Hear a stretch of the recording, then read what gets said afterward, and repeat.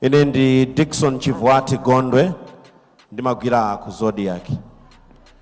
Funso loyamba ndila kuti mukugwira kale ntchito ndi Dr. Lazarus Chakwera ngati wachiwiri wawo. Chimene chakuchititsani kuti mwimebe pa chiganizo chofuna kupikisana nawo pa chisankho chimenechi ndi chani? Chachiwiri, nkutheka kuti mwina mwake mapatsidwanso mwayi kuti podzapereka kalata Chakwera asankha inu. Tinena kuti ndi zina zimene mmafuna kukwaniritsazi makamaka poyima nawo pa chisankho. Sizikusokonezani maganizo anu amene muli nawo pa dziko lino? Zikomo kwambiri. Zikomo kwambiri. Ine ndi Patrick Kachere kuchokera ku Umunthu FM. Ndimafuna nditamvetsetsa kunena zoti kupatula ukadaulo umene muli nawo pa zinthu zina, kodi chisankhidwireni kukhala vice president ndi impact yanji imene mwina amabweretsa ku dziko la Malawi? Komanso mwina pa 16 September pano atakhala zoti anthu akusankhani a Malawi ayembekezere zotani? Zikomo.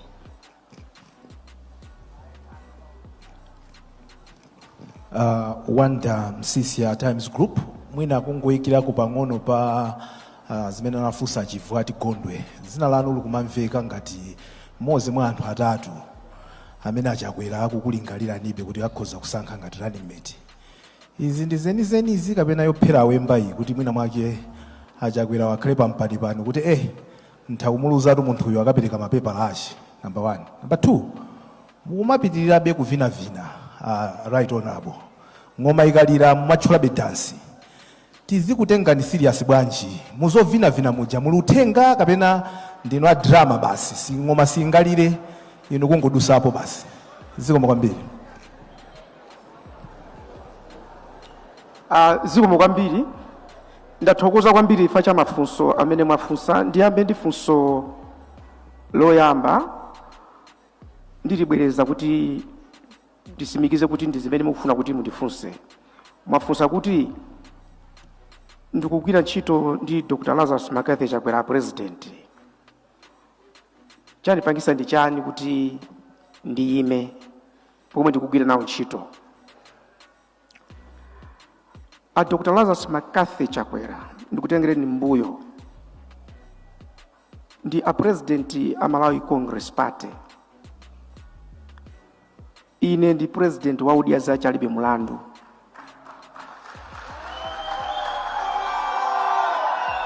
Ndinalinso president komanso vice president wa UTM. Boma lilipo chifukwa chonena kuti Dr.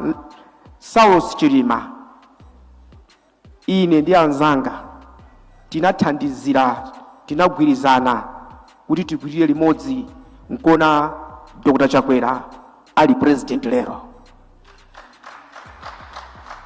Ndiye pa uthenga umenewu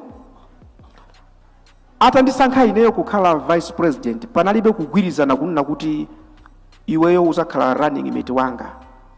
Kunali kuti iweyo ndi vice president wa dziko. Sizandale koma kuyendesa dziko, kusiyanisa ntchito za boma ndi za dziko. Number 2,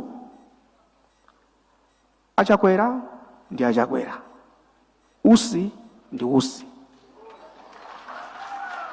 Tili mboma timayang'ana zinthu mosiyana pena mofanana.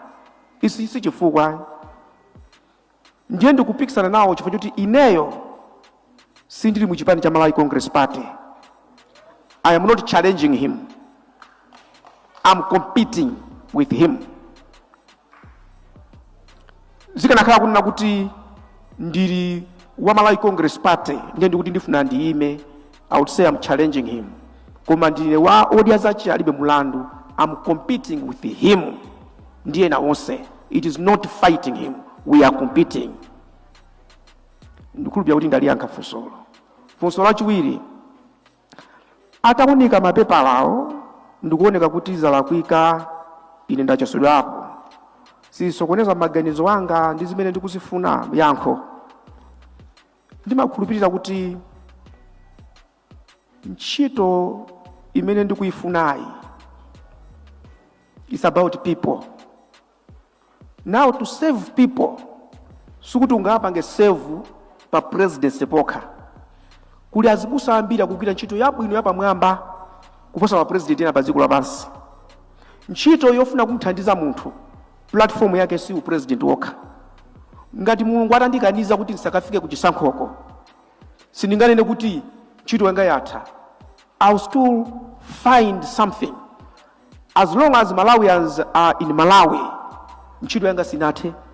Onati chisankho ndaluza, I will not say ndipanga bwanji ntchito yanga sinathe, because a Malawi ali muno. My intention is to save Malawians.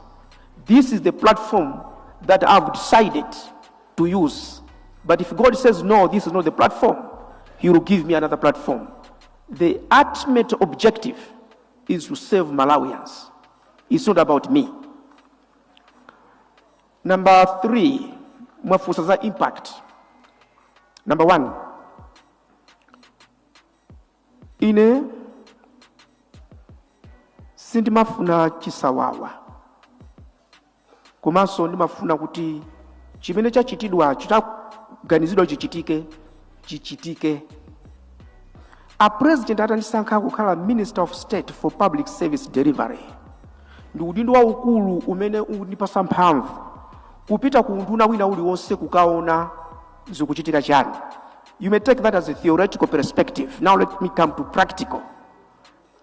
Mukudziwa kuti kundirande kuli bridge yochedwa Nasolo, kumene kujako anthu Malawi muno mabwana ena anakhumudwitsa azungu amene amatipasa ndalama kuti bridge yo imangidwe, amafuna kuti abe nawo apange katangale. Mpaka na azunguwo ananyanyala. Ndagwiritsa ntchito nzeru zanga zimene Mulungu anandipasa zoziwa kulemba maproposal. So azungu ndagwira nawo ntchito moposa zaka 25. Ndiye ndinalembera kuwapempha kuti bwera tikambirane. Pamene mukukana kumanga bridge chifukwa cha anthu akubawa, amene mukuwapweteka si akubawoyi ndi Amalawi. I single-handedly brought those donors back to Malawi. Ndinauza president, ndaitanisa madonors awa, program ndi yakuti mupite kundirande, National Bridge is being constructed, is being built pakali pano. That's number 1. Number 2, High Court Commercial Division ndinayipeza kuti imene jaitika nthawi yaitali usagwira ntchito. Now when I became the Minister of State, ndinafufuza ndinayitana Justice Kachali ndi onse amene alokhuzidwa omanga amagesi oyika makepi onse, ndikuwauza kuti tibwere tikambirane, vuto ndi chani apapa. Ndinenenso kuti ndikapanga drama ndi maseka, but when it comes to work where it involves people, I don't play. Now I give you 2 weeks. Chifukwa ndapanga discover kuti chimene chikuchitika ndi chinyengo. And they knew kuti, I knew kuti uyo within 2 weeks anamaliza. Lero the High Court Commercial Division, bwana president wachakwera anakaisegulira. Number 3, ngani ya migodi. Mboma muli anthu ambiri abwino, komanso muli anthu ambiri oyipa kwambiri. Kumabwera anthu kunja kuti apange ma contract ndi Malawi, dziko la Malawi. Some people in the government amafuna kuti iwowo apindule kwambiri, not Malawians. Ndine amene naitanisa azikhale ng'oma a Minister of Mining ndi Presidential Delivery Unit. Ndikulamula kuti miyala iyi isagulisidwenso, mupange review. A president ndikuvomera. Chinaenda viral pa dziko lapansi. Ninachoka kupita ku dziko lina, azungu kumene kwa this is good. Amene amati tukwana ndani pa Facebook chani anali Malawi amene mapindula. And let me tell you, if I had powers, anthu amene otha izinoli sibweza kudya sima kwawo, bweza kudya ngaiwa undende, I would have arrested them. But mphamvu zanga zimalekeza pena pake. So nikukupasani those three. Ndiye nanifunsa kuti what should Malawians expect atakusankhani kukhala president? Order. Nakamba kuti aliyese khale pa mbuto yake. Indino Atolankhani. Mbuto yanu ndimene yoyo. If I come to tell you upange mwakuti mwasiya kukhala Atolankhani, ndamba kukupasani inuyo ngati kuti anthu osadziwa ntchito. And that's what is happening in the government. You have somebody amene ali ndi udindo ku chipani. Sizinayambe lero. Chifukwa kuzoona kuti ali ndi udindo wakulu ku chipani, amalowerera kugwisa ntchito za mphamvu za ku chipani kuti ntchito za boma izimpange mwakuti, uyu contract msampase, izimuchire mwakuti.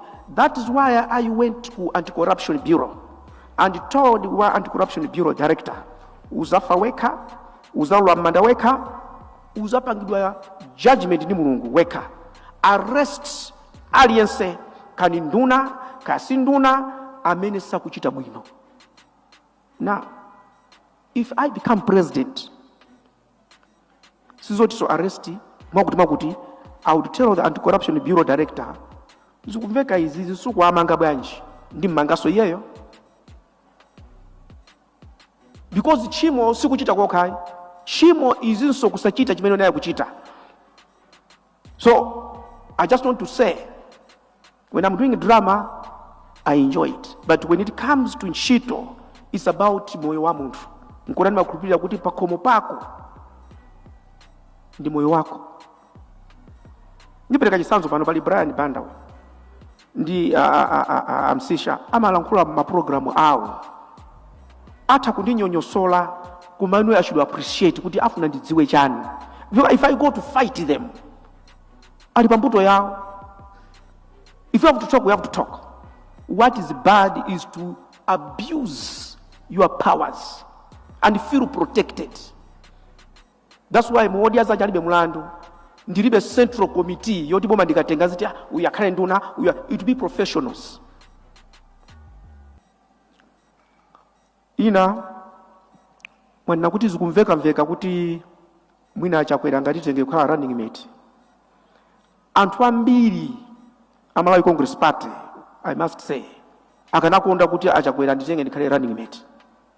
And that has been their expectation. Now that sana ndisankhe sitinakambira nkhani imene yoyo. Sukuti ineyoza ndikufusa kuti kodi nkone ndakatenga mapepala, nkone ndapereka pano, and I am confident kuti I will go all the way. Zoti ndika running mate wao iyayi. Chifukwa holo inadzadza maona, holo inadzadza anthu ambiri ali panja. Kuti ndiauze kuti mapepala chani ndakapereka aja ndenda chosaso pano andisankha ineyo ndi running mate. Ndi drama yo. Imene ndi drama. I don't do drama on serious issues. I have submitted. I cannot take people for granted. I cannot take people for a joke. Zioneka komweko. Where God says go, I will go. Yomalizira awanda msisha mwana kuti mukumavinabe kodi anthu akutengere serious. Ndinene chonchi wankhonya samamenya ana ake ndi akazache mnyumbatu. Wankhonya simuzampeza kuti ali nyumba ndi akumenya mkazache, akumenya anake, fati ndiye wankhonya pokapoka ali openga. Amadziwa kuti pano ndikupanga nkhonya, pano ndine bambo ndili ku nyumba. That is why chisanzo moyo wanga ku adra ndakhala zaka 25 ndikugwira ntchito. Inalipo nthawi Madam Joyce Banda ali president, mankhwala anavuta zinavuta munomo. I brought mabedi mankhwala worth 6.4 billion nobody wrote mu newspaper famene boma anena kuti musalembe chilichonse musamujambule sina dandaule. I said as long as Malawians have benefited I am happy. So ndimadziwa polekeza kuti iyi za drama izi si za drama. Ndinatenga lichowa ndikupanga sero la kamusu. That was drama. If you see me today ndili chowa la kamusu and somebody thinks this is drama, let him watch the drama and see where it's going to end. Today if you see me ndili chowa and you say drama ikupitirira tikufera nja kupitirira, I invite you to watch that drama and see where it's going to end. Nkulubya kuti ndayankha mafunso onse ndathokoza. Yes, Brian. Mr. Vice President, pali nthawi zina zokambakamba pakati pa Malawi kuti mumatenga magalimoto aboma asilikali kukagula nkhuku kunsika. Anthu akumadandaula kuti isn't that a wastage ya misonkho ya Malawi when Malawi akusowa zofunikira zambiri. Ndimafuna tikumvetseni kuti kapena mwina sitikukumvetsani bwino Malawi sakukuchitani judge bwino kapena is there something that we are missing kuti mukhoza kutenga the whole convoy kupita kunsika kangogula nkhuku basi nkubwerera ku nyumba. Zikomo kwambiri Mr. Brian Banda. Ndiliyankhe funso limene lili kuna choyambirira. I want to thank you most sincerely because you have given me an opportunity to explain. Pali chizungu tikamakamba za chitukuko amene anapanga masters timati cultural development anthropology, where you transact with reality. Umafuna kuti ukaona munthu akugubuduka wankulu nde pali wina akugubuduka ndi wamisala wina matiyayi tifunse kugubuduka pamene kukutanthauza chani. Ndi anthu awiri osiyana kuyang'ana action imodzi. Chimene anthu anachita ndi kuthamanga kuona nkhuku ili m'manja osadzoti nkhuku imeneyi yachokera kuti, ndinakagula, ndinapasidwa, chinachitika ndi chani. This is what happened. Kulilongwe market kunali chipwirikiti pakati pa anzathu aku Tanzania ndi Malawi pa nkhani ya malonda. Zinafika poyipa muona kuti nzimayi moza nangobwera kuti chabwera ndi mayenda misika mubwere kunoko muzachilankhule chifukwa anzathu ena afuna kupanga za upandu. Ndinapita intel inalipo yona kuti kunali tension. That is why anaona asilikali ambirimbiri because the outcome simazika kuti khala bwanji. Asilikali amene ajasiyanga kuti ndimayenda nawo anga anali ochepa amene ajawa anali ku station komweko amaona za mtendere wa kusikako kuti kodi zimene zizi zitha bwanji. Koma nkhaniyo sinali kuti ndipite nayo pa public, inali yoti tilankhulane kuchipindako timalizane zimene ndinachita. Otuluka nakumana ndi mwana kakakazi atanyamula nkhuku. Mungandigule nkhuku inetu kwathu kulibe chakudya komanso ndilibe school fees, ndilibe chakudya. Anakamba zambiri. Ndalama ineyo ntuma munali nazo nagula nkhuku icha ndikumuthandiza mwana ucha. Ndeni mati akamati nakagula nkhuku kuba nkhuku yubo nagula mwana inampindulira. Mukulankhuliranje zimene zozo musanafunse because nkhuku ija mbale wanga poigula it was on request kuti mwanayo afuna akacha kudya. Ndithu ndimene zikukhalira kuno ku Bingu International Convention Center. Dr. Michael Usi, Vice President wa dziko la Malawi, apereka zikalata zawo ku bungwe la Electoral Commission ngati oyimira chipani odia zake alibe mlandu. Ndiye analankhulanso mkatimo fundo ziwiri zitatu mandimve kwa nzanga nchindi meki kuti tiyambire running mate adifotokozera mmenemo ndithu Ausi. Tinanena kuyambira kuchakuna kuti Michael Usi akubwera kunoko and ndikupitira kwatengabe ngati munthu amene ali serious and ayankhula ndithu ngomveka bwino. Ayankhula momveka bwino kuna kuti sikuti akupanga za drama iyayo, apereka mapepala awo alimba mtima chisankho chimenechi apitana nawo ndifuna kuti ndingowatenga amaikusi itu kuti tikhale nawo pa program imeneyi tiyankhule nawo kuti tiyankhule nawo ziwiri zitatu. Ayi ndithu ndimene zikukhalira kuno ku Bingu International Convention Center kumene Dr. Michael Usi apereka kalata zawo ku bungwe la Malawi Electoral Commission kuti ndithu kutsimikiza kuti iwowo ayima nawo pa chisankho cha president ndi Maina Zitwere ngati running mate wawo. Iwo ndithu wasankha munthu wamayi. Izi nzomwe takhala tikuona kuno makandidate amene apereka kalata zawo okwanira 15 amene abwera kuno ku Bingu International Convention Center. 8 asankha munthu wamayi kapena wabambo, tanthauza kuti nkhani ya gender nayo ikuyendanso bwino, ikuposera pa 50% mmene taonera. Nde mwina amene atsalawo tionanso kuti iwowo chisankho chawo chikhala chotani kwenikweni. Koma ndi mmene zikukhalira kuno ku Bingu International Convention Center. Michael Usi akuti iwo akalowa mboma akufuna dongosolo, chifukwa chonena kuti amakhulupirira dongosolo. Zilipo zambiri zimene zikuyenda bwino mbomamo zimene aona akuti anthu kulowera ntchito ya anzawo. Alipo ogwira ntchito mboma amene amagwira ntchito bwino, koma amawasokoneza nthawi zina ndi anthu andale amene mwina ntchitoyo sayidziwa koma amafuna kuti alowere. Ndi akuti aliyense akhale pambuto yawo, pambuto yake, akutero ndithu Dr. Usi kuti zinthu ziyende bwino. Ndiye chimene Amalawi angayembekezera kuti akalowa mboma ndi dongosolo. Komanso ayankhaponso funso loti akhangati ndasewero kwambiri anthu akutengeni serious bwanja kuti yayi sindiphatikiza sewero ndi ntchito. Sewerodi ndi malikonda, ndine wa drama, koma zikafika poti akufuna kugwira ntchito ndimagwiradi ntchito ineyo imene ndapatsidwa. Nde anthu asamaone kuti kena kali kosa amene ndikuchita ndi sewero. Sewero ndi mbali ina ya ineyo ngati Dr. Usi, komano ndikamagwira ntchito ngati yabomayo ndimagwira ndi mtima wonse. Iwowo ndithu anali Minister of State amene amatsogolera mankhani ya ma-reforms ndipo afotokozapo zimene achita kusintha zinthu mdziko muno. Akuti kundilande kuli bridge ya pa mtsinje uja wa Nasolo umene kwa nthawi yayitali ndithu anthu akhala kuvutika. Akuti kunabwera kumene kwako ndithu ndalama zoti athandizire kumanga mlatho umenewu, koma ena ake anasokoneza ndalama. Ndiye atasokoneza ndalama, azungu amene amathandiza ananyanyala.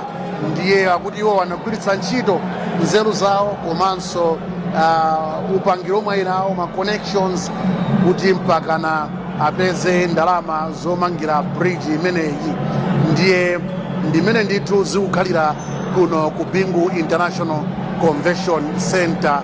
Ndipo pano tikuyembekezera kuti Dr. Usi azitulukira nthawi ina iliyonse ngati chemwayi ndoti atiyankhula ndithu pa program yathu ya Nation Publications Limited.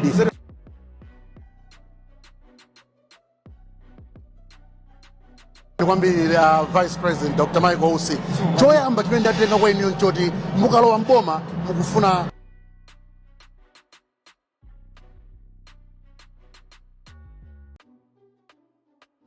wina. Pa nthawi imene mwakhala ngati Vice President, zimene mwachitapo nzotani to bring order mu boma? Through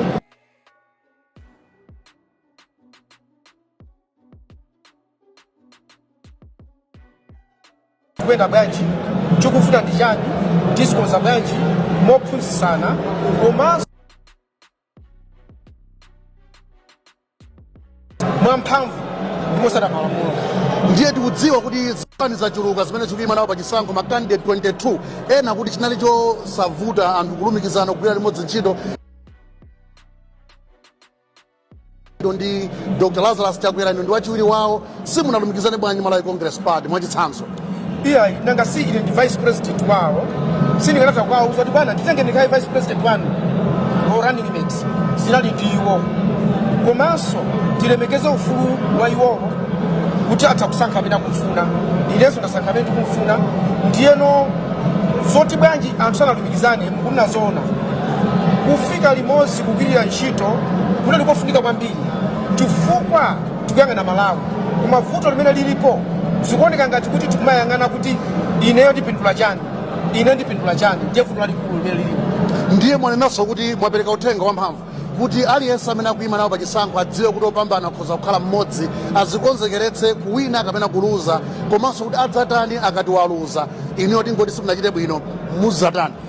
Ineyo ntchito zanga ndizogwira ndi anthu, ndiyeno mulungu ngati salola kuti ndikhale president sikuti ntchito yanga yatha, chifukwa anthu Malawi muno alimo ndizi atumikirabe.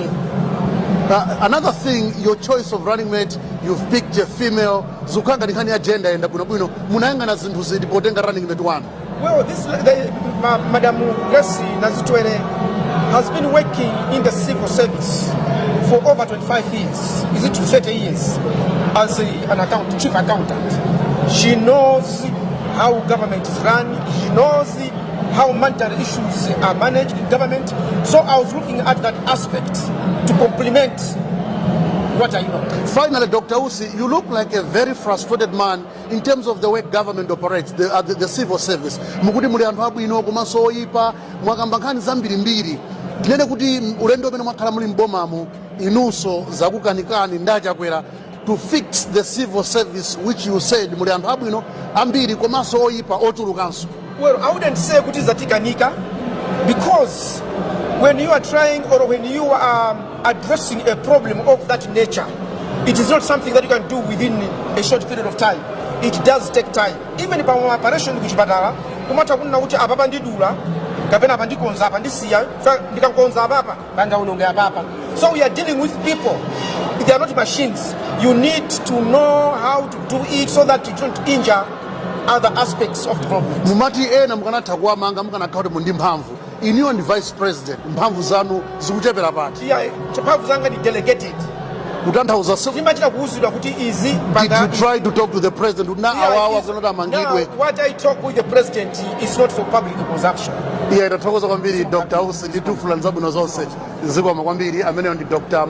Usi, Vice President of the Republic of Malawi, komanso amene akuyimira chipani cha odia zake alibe mlandu. Iwowo apereka kalata